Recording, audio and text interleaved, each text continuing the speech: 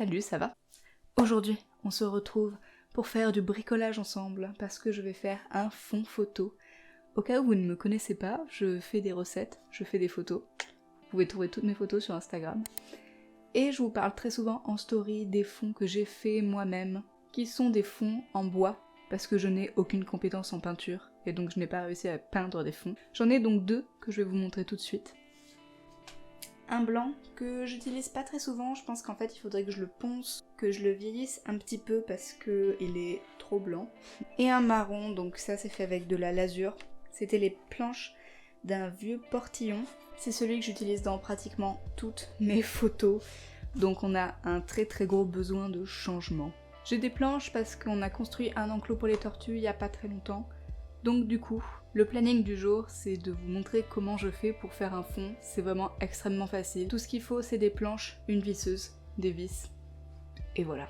Ce fond, je vais le peindre en noir avec de l'acrylique que je vais diluer à l'eau parce que le problème de la lasure, qui est donc une teinture pour bois, c'est que c'est très cher et quand on n'en utilise pas beaucoup, je trouve que c'est pas nécessaire d'acheter un gros pot. J'ai déjà testé sur une planche, ça rendait pas mal, donc du coup on va faire ça. Comme ce sont des planches qui sont plutôt grandes par rapport à ce qu'on a besoin pour faire le fond photo, je vais essayer de faire un double fond. Donc un côté noir à l'acrylique et l'autre côté je voulais le teindre avec peut-être du vin ou quelque chose comme ça.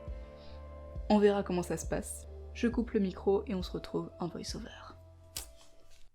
Pour faire ce fond, il vous faudra donc des planches en bois, qu'importe le nombre. Le tout, c'est que ça fasse environ 90 cm de longueur sur 60 cm de largeur. C'est la taille standard d'un fond photo. Les miennes sont un peu plus longues, elles font 60 cm de largeur sur environ 110 de longueur. Il vous faudra aussi deux petites planches solides pour relier toutes vos planches. Il faut donc qu'elles fassent environ 60 cm de longueur. Et des vis. Pour vérifier la taille des vis, vous prenez simplement vos deux planches, vous les serrez l'une contre l'autre et vous vérifiez que vos vis traversent les deux sans percer celle du dessus qui sera donc celle de votre fond photo. Avec ça, il vous faudra évidemment une visseuse. Donc pour commencer, je dispose mes planches sur le sol de manière à ce que j'ai devant moi le dos de mon fond photo. C'est donc là qu'on va visser les autres planches. Pour mon fond, j'ai gardé les planches qui avaient des jolis défauts et où on voyait vraiment la texture naturelle du bois. Je voulais voir ressortir sur les photos pour donner vraiment un effet de bois brut. Une fois que vous avez bien choisi comment vos planches seront disposées, il suffit de commencer à visser. Attention à ne pas vous blesser les doigts avec la visseuse. Il faut bien tenir la vis, commencer à visser et tenir la petite planche, sinon elle va partir dans tous les sens. Et on répète l'opération pour toutes nos planches.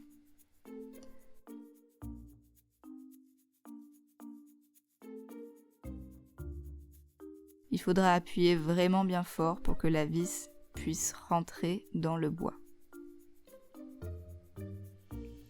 Il nous suffit maintenant de faire pareil avec l'autre côté. Vérifiez bien entre les deux que vos planches sont bien serrées les unes contre les autres. Moi, il y a des fentes, mais ce n'est pas très grave, c'est pour un fond photo, pas pour faire une table.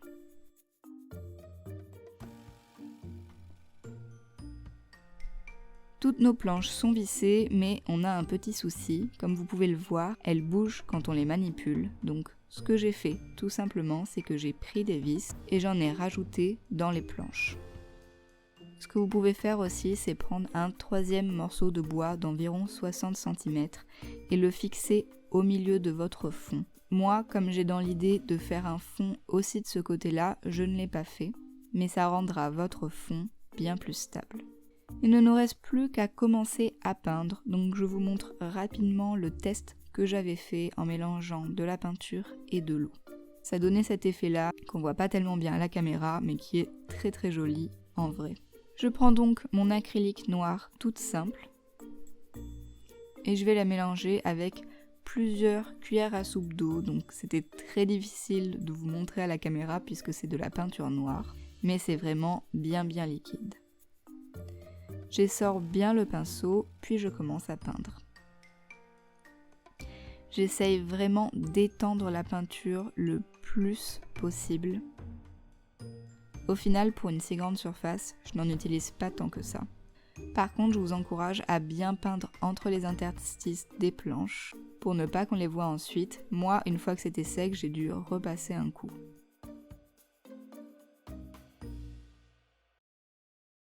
Rebonjour. Nous voici 2 jours plus tard et nous voici surtout face à notre œuvre qui est déjà en train de partir en petits morceaux. Je l'ai fini, je pense.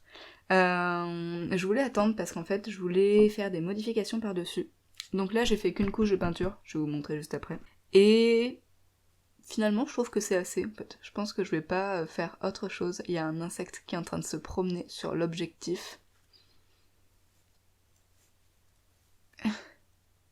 J'avais peur qu'en fait les défauts du bois aient été trop effacés par la peinture. Mais une fois que ça a séché, bon ça sèche très très vite, mais là ça fait quand même du coup 2 jours. Je trouve qu'on voit très bien les défauts et je pense que je vais pas en rajouter. En fait il faut que je fasse un test photo. Donc je pense que je vais faire un test photo cet après-midi avec la galette des rois. Normalement la recette sera déjà sur la chaîne.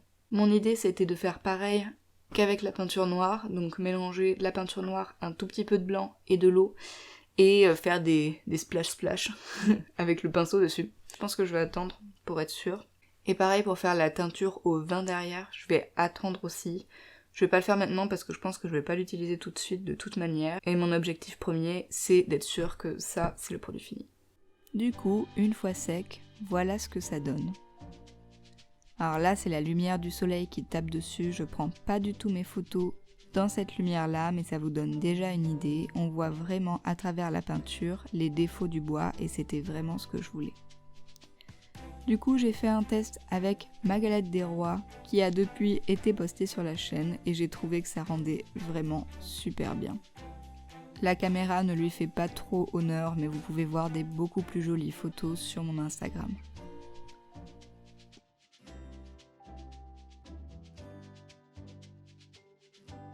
Et j'aurais dû le faire bien avant de commencer à faire le fond, mais j'ai pensé que je n'en aurais pas besoin. Au final, il y avait vraiment énormément d'échardes sur les bords de la planche, donc j'ai passé un coup de ponceuse, vous pouvez aussi le faire à la main. J'ai voulu voir ce que ça donnait si je passais un coup de ponceuse sur la planche, sur la peinture, et voilà l'effet que ça donne. Et j'ai trouvé ça vraiment sympa, donc je l'ai fait un peu partout sur la planche. Je me suis dit que de toute manière, si au bout du compte ça me plaisait pas, il me suffisait de repasser un coup de peinture par-dessus. Voilà le fond qui est cette fois-ci terminé. J'hésitais à passer du vernis dessus, mais j'ai décidé que ce n'était pas la peine. Et voilà notre fond qui est terminé, c'était vraiment extrêmement simple. Plus on en fait, plus ça devient rapide. Il faut juste se lancer et le finir en une journée si on a le courage. J'espère que cette vidéo vous aura donné envie de faire un peu de bricolage. Si vous me suivez déjà sur Instagram, vous savez que j'adore faire des trucs moi-même, que ce soit des vêtements, que ce soit du bricolage, que ce soit des trucs DIY, j'adore faire ça. Donc j'espère que cette vidéo vous parlera. En particulier si vous faites de la photo et que vous avez envie d'avoir un fond qui fait un peu plus professionnel, entre guillemets. En tout cas, merci d'avoir visionné la vidéo. Je vous mets juste en bas dans la barre d'infos le lien de tous mes réseaux sociaux si jamais vous voulez me rejoindre. Vous trouverez aussi plus de photos avec ce fond sur mon Instagram, mais aussi avec tous les autres fonds que je vous ai montrés au début. J'espère vous retrouver soit là-bas, soit sur la prochaine vidéo. Donc en attendant la prochaine fois, je vous fais des bisous et je vous dis à très bientôt.